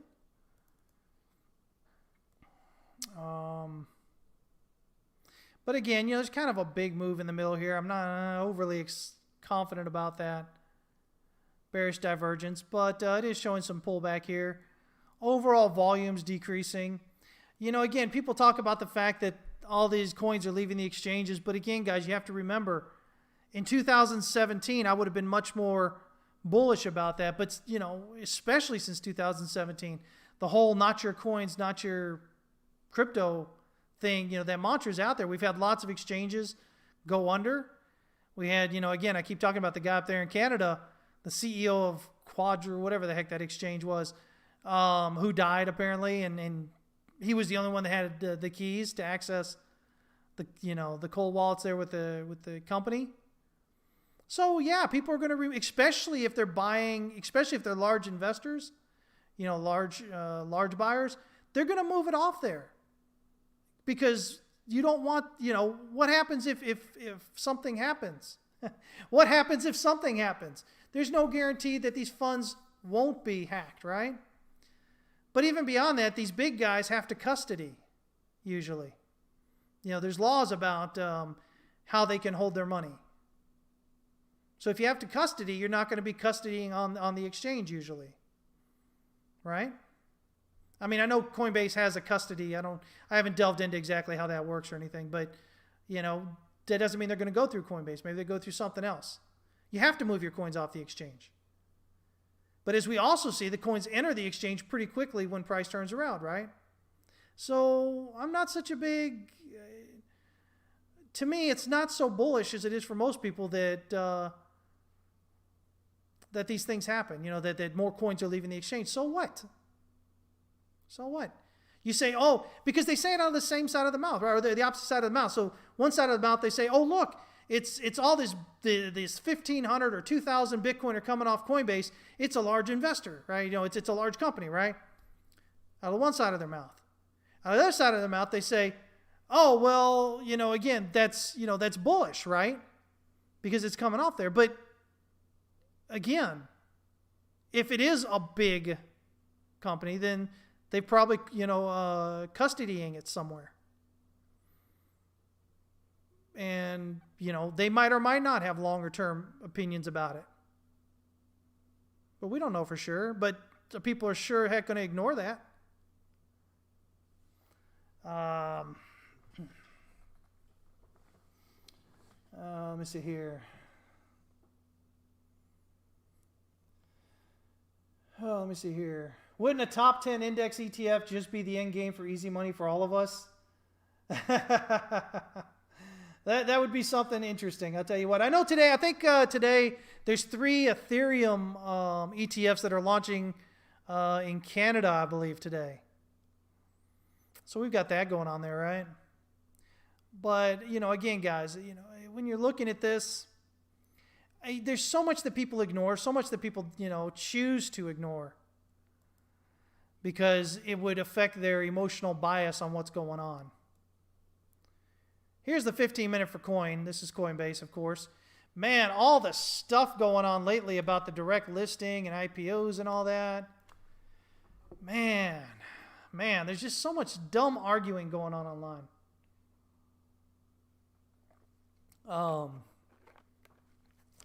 People are hurt.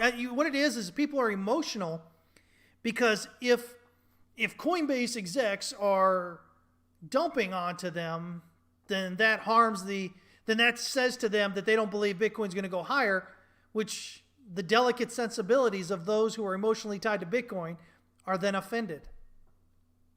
Guys, listen. I'm going to tell you what right now. If I'm a Coinbase exec and I've been with them 5 or 6 years and I've got all these options that I can exercise, with price where it is right now, you darn skippy, I'm going to do at least a great portion of them if I can. Let's say everything else is ignored, how direct listings are done and whatever.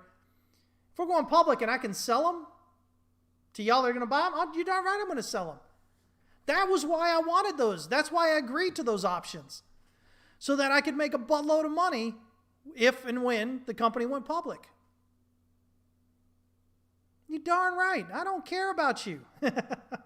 I mean, if I'm in that position, no, I don't care. I'm in this for me. That's what all that's about. But people are very emotionally tied to Bitcoin. And Coinbase is huge. And, here's the other thing, guys. With the direct listing, no new shares are created, right? And so the only way you're going to be able to buy shares are if people actually sell them. So if you want to buy coin, but then you're upset that the execs are selling, what are you doing, right?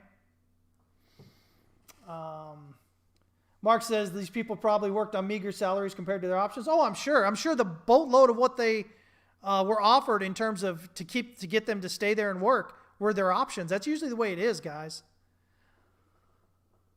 And they work you. They work you. If you're an exec at something like Coinbase or some other company, guys, you are working. You're working 80 hours, 100 hours a week. You're on call all the time.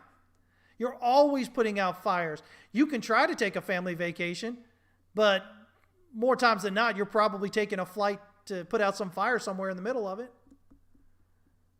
I think it's what most of, this young retail doesn't understand, because they've never been in that position. Basically, your work is your life. Your family and everything are pretty much secondary. And so you're darn right. If you can cash out and you can make 10 million, 50 million, 100 million, you're darn right you're going to do it. Why wouldn't you? That would be stupid not to. If any of y'all are in that position and you're not, I really don't understand. You're not thinking it through properly. Let me see here. Oh yeah, I'm sure they have many more shares out there. I don't think that was all of them. And again, I haven't really done a whole lot of research on it, but I don't think they're dumping everything they absolutely have on the market or anything like that. But again, this is where people are they're emotionally tied to Bitcoin, and so this hurts them emotionally. This hurts them right in the gut. So yeah. Who's dumping all this coin on ARK? Kathy Woods there buying in, right? Got rid of her TSLA shares to jump in here. I don't know what her time frame is, though. So, I'm not really sure. I think she expects, obviously, that this will do well. That's why she's buying so much of it. I think they put in, 3 ETFs or something like that?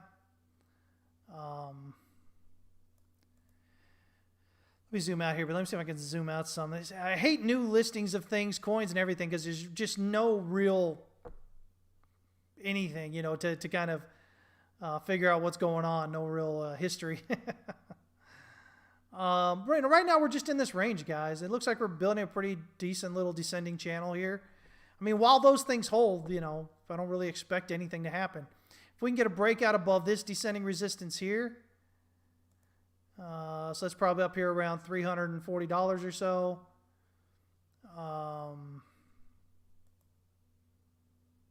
Probably got like a target here of about almost $30 above the point of breakout there. And that'll take it above the 1 hour pivot. So that might be the start of something. Again, this could be, maybe 3 back here. But this is only 3 up right here. Even dropping down to 5 minute, I don't think it helps a whole lot. Well, let me see, what do we got here? We got a low here of 310, low here of 310.35. Okay, so there's 5 up here. There's this 1, 2, 3, 4, 5. So there is 5 there. A, B, and then working on a C here maybe. But we'd really need to you can't dip below the swing low here. So it's possible 1, 2. If that marks a bottom there for a 1, 2, then we'll be looking up there at around 373. Notice that's just above this descending channel here. But but we do have this overall channel here that price is in. And that's what I usually like to measure. So a breakout of this black trading range here should give you a target of about 380, which is getting kind of near this, this minimum wave 3 target. So we could see wave 3 overextend some, maybe hit that target there, pull back, and then head up higher. I'm interested in probably this on the 5 minute here, this right here. Because you see how you have this right here, this point. And then it gets, it finds support just above, finds resistance just below. So I'm interested in this area right here, which more or less, I think it kind of aligns with, almost with tier 2, or with a tier 2. With the wave 5 area there. But I'm not interested in it. I wouldn't be interested in buying coin until we get a breakout at minimum of this descending channel here. And like I said, at that point, you can make maybe about $30 off that. So almost 10%, 9.5%, depending on when it breaks out of that. But if we keep dropping below this point here, well, then things get interesting. We start seeing how low that can actually go there at that point. Based on the height of this channel here, a breakdown of this channel could potentially see it coming down here around 274, at least just based on that pattern target. So yeah. Let's see here.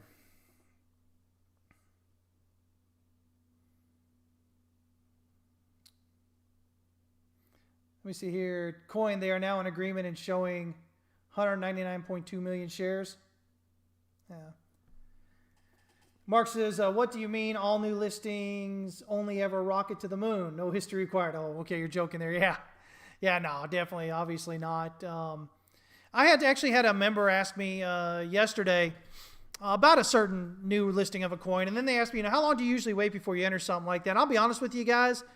I am, guys, listen, I am not the guy to go to if you're trying to find somebody to tell you how to get rich overnight.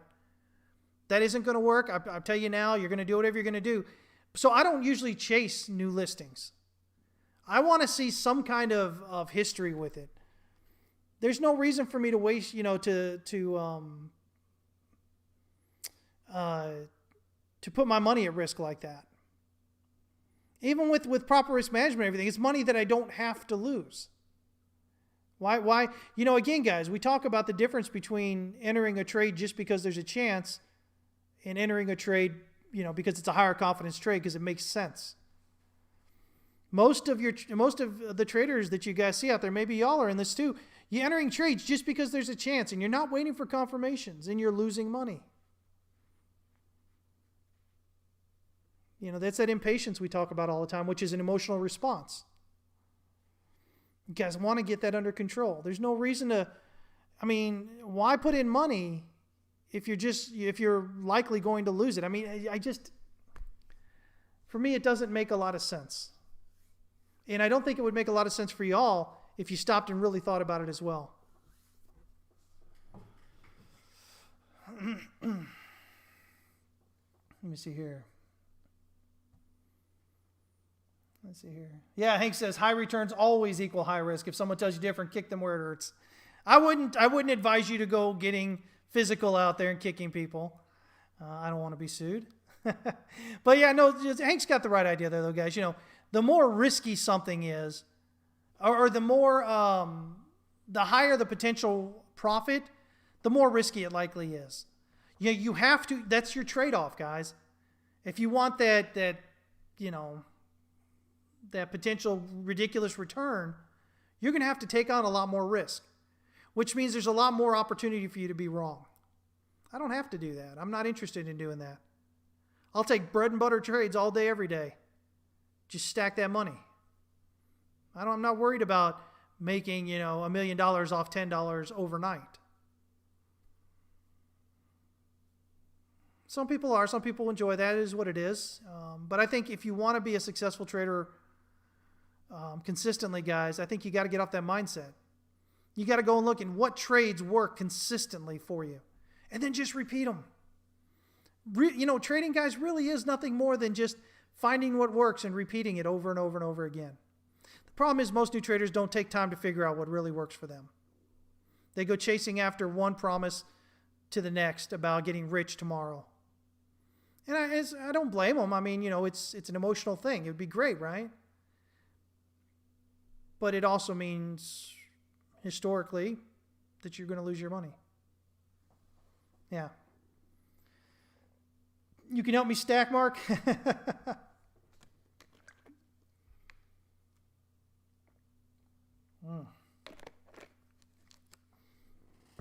You stacked firewood before, perfectly uniform? But yeah, so guys, again, what I do here is a real reality check. The whole reason I even started TWC was because I saw all the nonsense that was going on in crypto Twitter. and how the new people were getting drawn in just to lose their money. You know, pump and dumps and guarantees and all this stuff. And, you know, I figure, you know what, I'll put this together and we'll see if it bites. We'll see if people are interested. And hopefully we can help people learn how to be better traders. And I knew it was never going to be anything that I was going to get, 10,000 people right off or anything like that, like all those other groups, because I'm not fluffing you up and telling you what you want to hear. And I recognize that.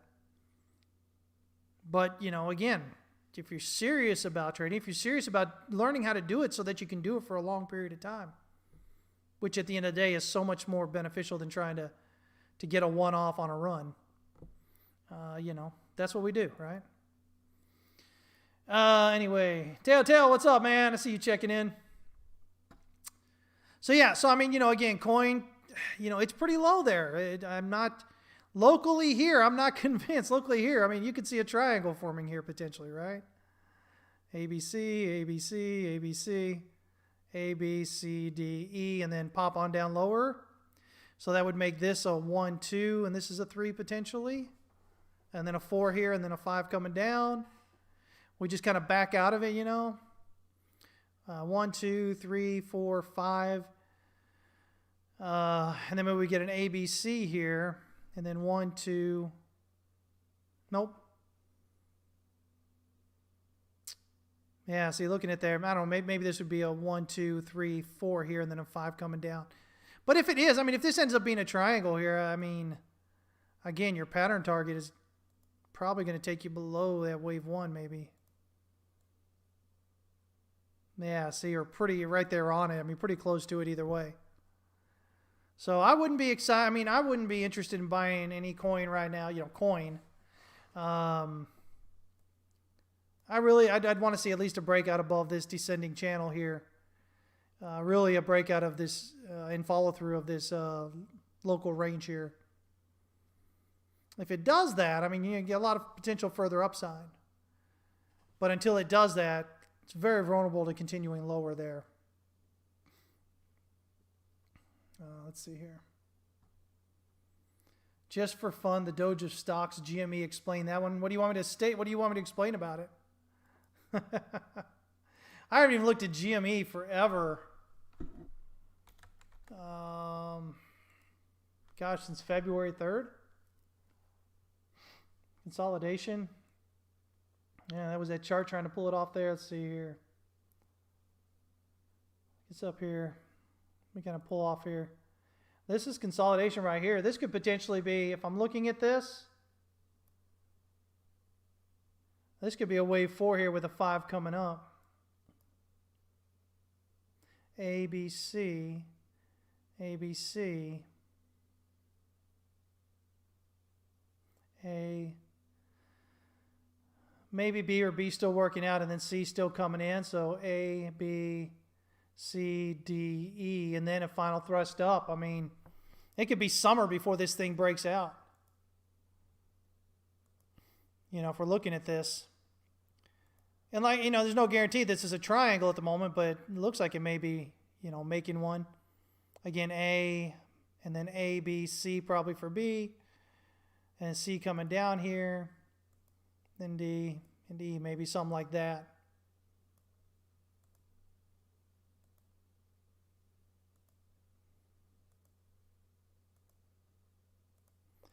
And then, of course, your pattern target here is just the height of wave A, since that's the largest wave between A and B.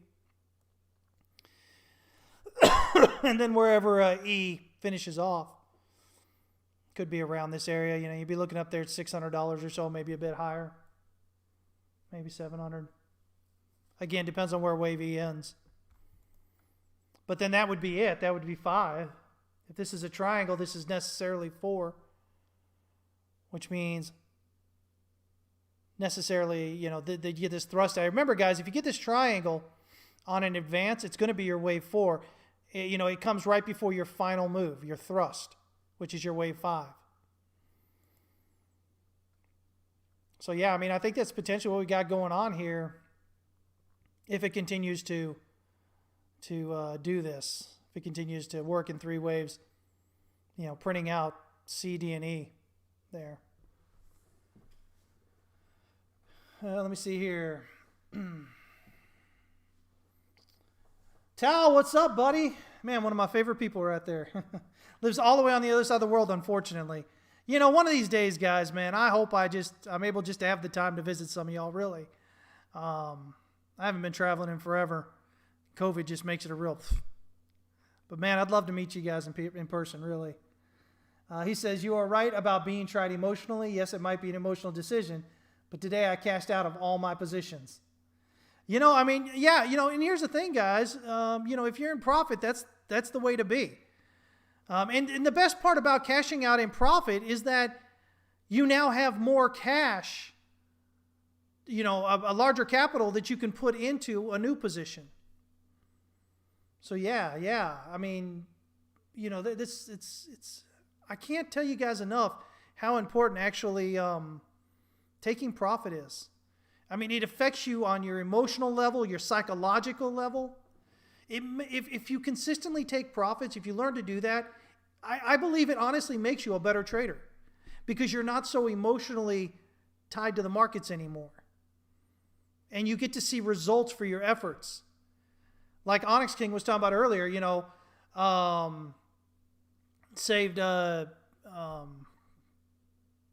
cashed out a partial position, put away enough money to pay off all their bills for the rest of the year and to take a bit of vacation with the family. Man, guys, that's what it's all about. I'm going to tell you what, guys, listen, and the older you get, the more this becomes true. I believe it, but man, you know what? You never know if you're going to wake up tomorrow. You never know. And you can always say, yeah, you know, I'm going to get to that tomorrow. I'm going to get to that tomorrow. I'm going to spend that time with the family tomorrow. I'm going to spend that time with the kids tomorrow. But what if tomorrow doesn't come? You know, I've got my brother-in-law, you know, fighting for his life with what happened with COVID there right now. You know, been on an ECMO machine for 4 weeks now. Been in the hospital for over a month. They had to put they're talking about potentially putting a temporary pacemaker in him because they're concerned about him coding while he's on the ECMO machine. And his heart's been stopping occasionally and beating irregularly. You know, he was finally starting to do better this past weekend, or last week or whatever, and then he coughed as he turned over and tore his lung. So they had to put a chest tube into his left side. I mean, you know, he's got a 10-year-old son. You know, and my sister, his wife. So, I mean, it's easy to get caught up in what's going on, in what y'all are doing with trading. But don't let it make it so that you forego everything else that's really important in life. Because you never know what tomorrow will or won't bring. Doesn't matter if you're making all this money in the market here, if you die before you can enjoy it and, you know, enjoy it with the family, if you're not spending time with family, loved ones. So, anyway, you know, it's just a reminder here, guys. Any of y'all that are older, you probably know what I'm saying about, you know, every day it becomes more and more clear that family and spending time with loved ones is the most important thing. But, you know, when you have situations like this to kind of, you know, hit home and remind you of that, it's you know, it definitely does. It definitely does, guys. I appreciate y'all. And you know, I don't say this for, you know, to get any kind of sympathy or whatever. You know, again, it's my sister and, you know, my nephew that are kind of really having to deal with all that. But I tell it to you just as a reminder to make sure you aren't ignoring the really important things in life as you trade, as you learn to trade, as you get into this thing. Because at the end of the day, it's not worth it if you're losing out on time and love and life with your loved ones. All right? So anyway, guys, that's where I'm going to end it today. Man, I hope you guys have a great day, as always. You know, we'll be back on Friday at 11 a.m. Central Standard Time, and we'll take looks at stuff. As always, guys, you know, bring your chart requests. You know, we'll start looking at some of them as well. we usually have some time that we can do that. But if not, and if you'd like to get in with us on what we do on a daily basis, again, guys, you can do so over here at howtotradetowin.com, all right? You've seen a lot of our members in here talking, really great people.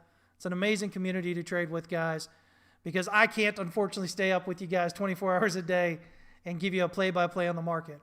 But we've got some really smart traders that really watch a lot of things and share their thoughts day in and day out across all different time frames, because we have members from all over the world. And so you're never kind of alone as you're trading, and that's always a big help. So, all right, guys. Thank you all for being so awesome. Simple Rick, thank you, sir. I appreciate you guys. You know, again, it's always about trading isn't just about trading. It's about what it can do for your life. And, you know, if you do it properly, it gives you more time and more, gives you more money and more freedom, more time. So always remember that, okay? As always, the only thing you control in the market is how much you lose. So keep on with your risk management. You guys have a great day. Take care. Hopefully we'll see you all over in Discord. But again, if not, we'll see you there on Friday at 11 a.m. Central Standard Time, all right? Michael, Telltale, Mark, Hank, Telluraider, Simple Rick, Tal, oh man, all you guys, Ashley. Y'all guys have a great day, all right? Take care.